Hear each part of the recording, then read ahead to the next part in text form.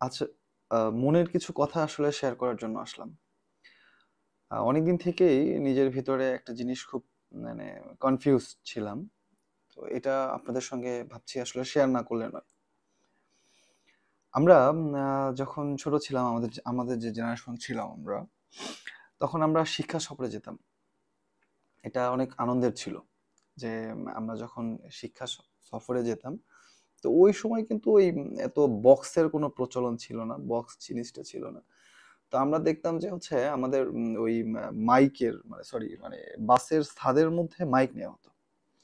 তো মাইক নিয়ে মাইকে গান বাজানো হইতো। আর আমরা হচ্ছে মাঝে মাঝে মাউথপিস নিয়ে একটু মাইকে গান টান গাইতাম। তো এইভাবে আমরা আসলে শিক্ষা সফরে যেতাম। এবং শিক্ষা সফরগুলো কোথায় ছিল? কোনো একটা দর্শনীয় স্থান। মানে লাইক পুরাতন কোনো জমিদার বাড়ি, অথবা মানে বিশেষ করে এরকম কোনো দর্শনীয় স্থান। তারপর হতে পারে সেটা বা পুরাতন কোনো পার্ক হইতে পারে, হ্যাঁ? যেখান থেকে আসলে শিক্ষণীয় একটা জিনিস থাকে। সেখানে দেখা যেত টিচাররা আমাদেরকে সেখানে ঘুরে ঘুরে দেখাতেন যে এই জিনিসটা এটা, এটার ঐতিহ্য এটা। যেমন আমাদের উত্তর অঞ্চলে বলতে গেলে মহাস্থানগড় ছিল, তারপর হচ্ছে পাহাড়পুর ছিল। এরকম অনেক কিছু জায়গা রয়েছে। এরকম দেশের আনাচে কানাচে ছড়িয়ে ছিটিয়ে অনেক জায়গা আছে। তো আমাদের আম আ তখন দেখা যেত যে শিক্ষা সফরে আমরা অনেক মজা করতাম।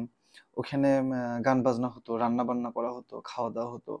এবং শিক্ষা সফর থেকে যখন আমরা চলে আসতাম, পরের দিন বা ১ দিন ২ দিন পরে স্কুলে ওই শিক্ষা সফরের উপরে আমাদেরকে রচনা লিখতে দেখা হতো। আমি অনেকবার লিখেছিলাম এটা, হ্যাঁ? আমাদেরকে লিখতে দেওয়া হতো যে এর উপরে ১০০ ১,০০০ শব্দের মধ্যে, অথবা ১ পেজের মানে এরকম একটা নির্দিষ্ট একটা সংখ্যা দেয়া হতো যে এর মধ্যে একটা রচনা লিখতে। এবং সেখান থেকে আমরা আসলে কি শিখলাম, সেখানে গিয়ে আমরা কি জানলাম, ওইখানকার ঐতিহ্য জিনিসটা কি ছিল, ঐতিহ্যবাহী জিনিসটা কি ছিল, এই জিনিসগুলো নিয়েই মূলত রচনাটা লেখা হতো। পরবর্তীতে স্যাররা আমাদেরকে ফার্স্ট, সেকেন্ড, থার্ড একটা পুরস্কার দিতেন। তো এটি ছিল আমাদের শিক্ষা সফর আমাদের সময়কার। তো বর্তমান সময়ের কথা যদি বলি, আমি এখন থাকি হচ্ছে সাভার এলাকায়। অনেকদিন আমি এটা খেয়াল করেছি, এটা আমি গত বছরেও দেখেছি। তো আজকে আমি এটা বাইপাইল নামে একটা জায়গা আছে। আমি বাইপাইল মোড়ে দাঁড়িয়েছিলাম বাসের জন্য। প্রায় দীর্ঘ আম আ ১ ০.৫ ঘন্টার উপরে বেশি সময় হবে আমি বাসের জন্য দাঁড়িয়েছিলাম। তো বাস পাচ্ছিলাম না। তো সেই মুহূর্তে একটা জিনিস আমার আসলে মাথায় বারবার আসলো। যে কি অ্যা ওই আ কিছু স্টুডেন্ট আসছে, ছেলে-মেয়ে, হ্যাঁ? আলাদা, আলাদা বাস রয়েছে। অনেকগুলো বিভিন্ন প্রতিষ্ঠান থেকে খুব মানে জোরে সোরে গান বাজনা বাজছে, যেটা আসলে এখন হয় আরকি। তো ওইখানে ওই বাসের সামনে ব্যানারে লেখা আছে হচ্ছে শিক্ষা সফর। তো জিনিসটা ভালো লাগলো যে ছাত্রছাত্রীদেরকে স্কুল কর্তৃপক্ষ শিক্ষা সফরে নিয়ে যাচ্ছে। নিয়ে যেতেই পারে, স্বাভাবিক। তারা এখন গান বাজাচ্ছে। আমাদের সময় মাইক ছিল। এখন তারা বক্স বাজায়।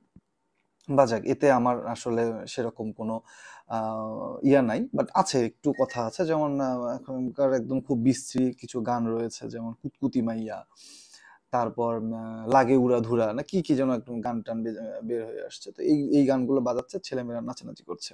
আর করুক, এতেও কোনো আ মানে কষ্টটা নেই। কিন্তু কষ্টটা হচ্ছে এরা শিক্ষা সফরে নিয়ে যাচ্ছে হচ্ছে ফ্যান্টাসি কিংডম।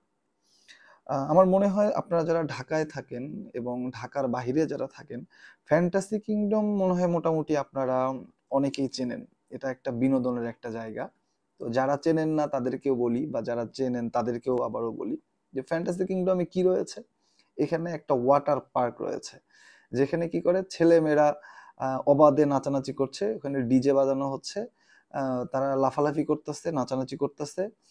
আ আবার মানে ওইখানকার পরিবেশটা আসলে যদি বলি এটা একটা পুরা আ খুব অশ্লীল একটা পরিবেশ একটা এখানকার। হ্যাঁ, এটা এখানকার ফ্যান্টাসি কিংডমের। পরিবার নিয়ে যাওয়াটা আসলেই খুবই মুশকিল এইসব জায়গায়। আর দ্বিতীয়ত তারপর সেখানে ওয়াটার কিংডম এর পরে কি রয়েছে? সেখানে অনেকগুলো রাইডস রয়েছে। যেখানে আপনি আ বিনোদন নিতে পারবেন।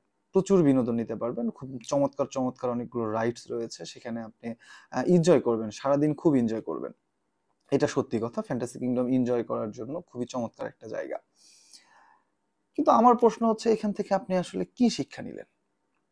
আপনি বক্সে লাগে উড়াধুরা কুতকুতি মাইয়া গান শুনতে শুনতে আপনি ছাত্রছাত্রীদেরকে নিয়ে আসলেন। নিয়ে আসার পর আপনি আম সেখানে ফ্যান্টাসি কিংডমে নিলেন। নেয়ার পর আপনি তাদেরকে কি করছেন? পানিতে চুবাচ্ছেন, নাচানাচি করাচ্ছেন ডিজেতে। ডিজে পার্টি করাচ্ছেন। তারপর সেখানে আপনার আম ইয়ার কি বলে? রাইডস গুলোতে আপনি নাচানাচি করাচ্ছেন। দিন শেষে একটা হেভি একটা কালচারাল প্রোগ্রাম একদম লাফালাফি, উড়াধুরা, নাচানাচি, হ্যান-ত্যান, স্টেজ ভেঙে চুরে পড়ে যায়। সে নাচের তো এখন কোনো সিঁড়ি নাই, কোনো গানেরও ছিরি নাই। হুম?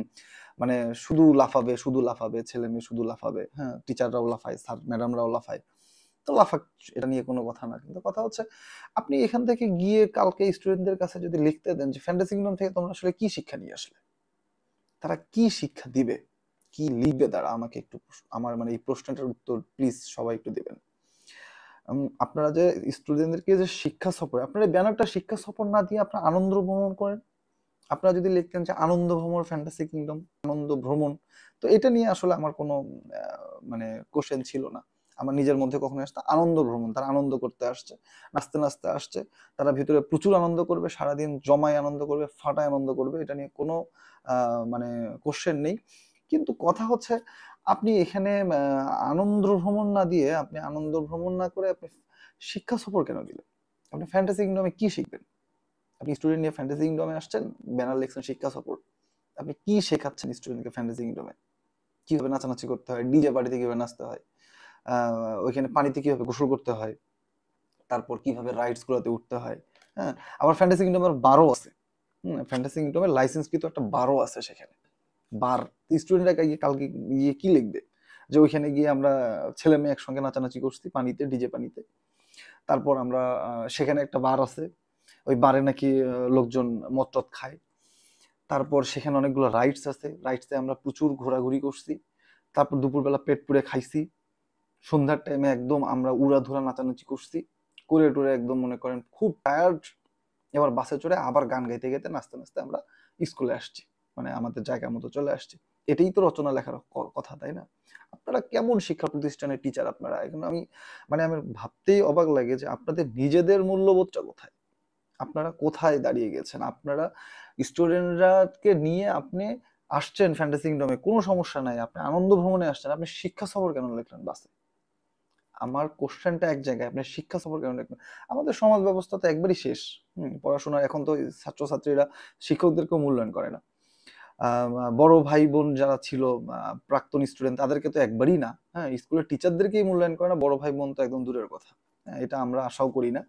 কিন্তু কথা হচ্ছে আপনি যখন তাদেরকে ভুল শিক্ষা দিচ্ছেন, একটা প্রতিষ্ঠান আপনি ভুল শিক্ষা দিচ্ছেন, আপনি আনন্দ ভ্রমণ না নিয়ে এসে আপনি শিক্ষা সফরে নিয়ে আসতেছেন ফ্যান্টাসি কিংডমের মতো জায়গায়। হুম, আবার আবার শুধু ফ্যান্টাসি কিংডম না, এখানে আরো অনেক পার্ক রয়েছে, চিপায় চাপায় অনেক পার্ক রয়েছে যেগুলোতে আসলে এই যে গোসলের ব্যবস্থা, তারপর বিনোদনের মানে ভরপুর বিনোদনের ব্যবস্থা। আপনি আনন্দ ভ্রমণে নিয়ে আসেন, শিক্ষার্থীদেরকে আনন্দ ভ্রমণে নিয়ে আসেন। এটা পার্কে নিয়ে গিয়েছেন, সমস্যা নেই, আপনি আনন্দ ভ্রমণ লেখেন, ব্যানারে লেখেন আনন্দ ভ্রমণ, আপনি জম্মেশ আনন্দ করে দেন। আপনি শিক্ষা সফর কেন লিখছেন? তার মানে কি আপনাদের এখন শিক্ষকদেরকে আমি ছোট করছি না, আসলে বর্তমান সময়ের কিছু প্রতিষ্ঠান রয়েছে, সব না, বর্তমান সময়ের কিছু শিক্ষা প্রতিষ্ঠান রয়েছে যারা আসলে ছাত্রদেরকে ভুলভাল আপনারা শেখাচ্ছেন। তো আপনারা ছাত্রদেরকে এমনিতেই তো সমাজের অবস্থা খারাপ, এর মধ্যে যদি আপনারা তাদেরকে এইসব জিনিস শেখান তাহলে তো ভাই আমাদের মানে এখনই তো অবস্থা খুবই খারাপ। তো আরো কিছুদিন পর যে কি দেখতে হবে আল্লাহ মাবুদ জানে। আমি মাপ চাই, আমি কাউকে ছোট করে কথা বলছি না, কোনো প্রতিষ্ঠানকেও ছোট করে কথা বলছি না। আমি আবারও বলছি যে আপনারা এই জিনিসগুলোকে একটু এড়িয়ে যাওয়ার চেষ্টা করেন। কারণ ভবিষ্যৎ যত যাচ্ছে, দিন যত আসছে, আসলে পরিস্থিতি তত খারাপ হচ্ছে। আমি চেষ্টা করব আপনারা এই জিনিসগুলো শুধরাবেন এবং পরবর্তীতে স্টুডেন্টদেরকে শিক্ষা সফরের জন্য আপনারা একটু শিক্ষণীয় জায়গায় নিয়ে যান। হ্যাঁ, তারা শিখুক, আবার সেই পুরাতন প্যাটার্নে ফিরে আসেন। হ্যাঁ, তাহলে আসলে মূল্যবোধটা বাড়বে।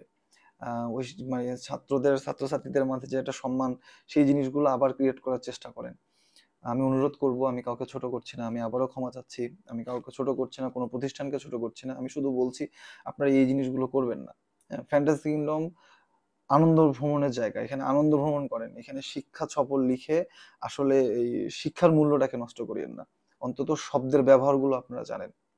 ধন্যবাদ যারা কষ্ট করে পুরো ভিডিওটা দেখেছেন।